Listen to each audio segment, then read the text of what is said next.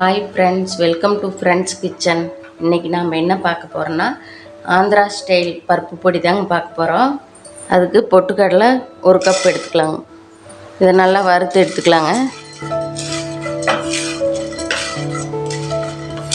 பொட்டுக்கடலை நல்லா வறுபட்டு வந்துருச்சுங்க.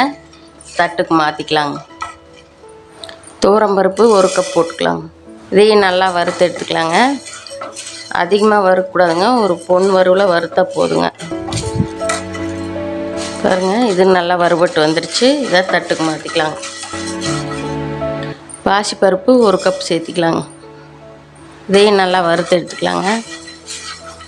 இது நல்லா வறுபட்டு வந்துடுச்சுங்க. இதையும் தட்டுக்கு மாற்றிக்கலாம். காஞ்ச மிளகா ஒரு 10 சேர்த்திக்கலாங்க.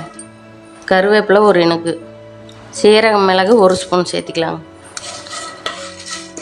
இதை நல்லா வறுத்து எடுத்துக்கலாம். இது நல்லா வறுபட்டு வந்துடுச்சுங்க.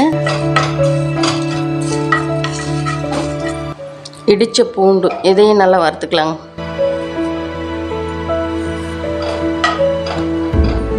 பாருங்கள், பூண்டு இந்த அளவுக்கு நல்லா வறுத்து விட்டாச்சுங்க. இதையும் தட்டுக்கு மாற்றிக்கலாங்க. எல்லாத்தையும் வறுத்தாச்சு. இப்போ இதை போய் மிக்சியில் போட்டு அரைச்சிக்கிட்டு வந்துடலாங்க. பாருங்கள், பருப்பு பொடி உப்பு சேர்த்து அரைச்சிக்கிட்டு வந்தாச்சுங்க. சூடான சாதத்தில் பருப்பு பொடி போட்டுக்கலாங்க. நெய் ஊற்றிக்கலாங்க. நெய் இல்லைன்னா நல்லெண்ணெய் ஊற்றிக்கலாங்க. நான் இன்றைக்கி நெய் இருக்குது, அதனால் நான் நெய் ஊற்றிக்கிறேங்க. இது நல்லா டேஸ்ட்டாக இருக்குங்க. அர்ஜெண்ட்டாக குழம்பு செய்யலைங்கிறப்ப இது ஈஸியாக இருக்குங்க செஞ்சு சாப்பிட்றதுக்கு. பேச்சுலர்ஸ்க்கு, ஹாஸ்டலில் இருக்கிறவங்களுக்கு, இவங்களுக்கெல்லாம் இது ஈஸியாக இருக்குங்க செய்கிறதுக்கு. நீங்களே ட்ரை பண்ணிவிட்டு எப்படி இருக்குன்னு சொல்லுங்கள் கமெண்ட்டில். இந்த வீடியோ உங்களுக்கு பிடிச்சிருந்தா லைக் பண்ணுங்கள், ஷேர் பண்ணுங்கள், சப்ஸ்கிரைப் பண்ணுங்கள்.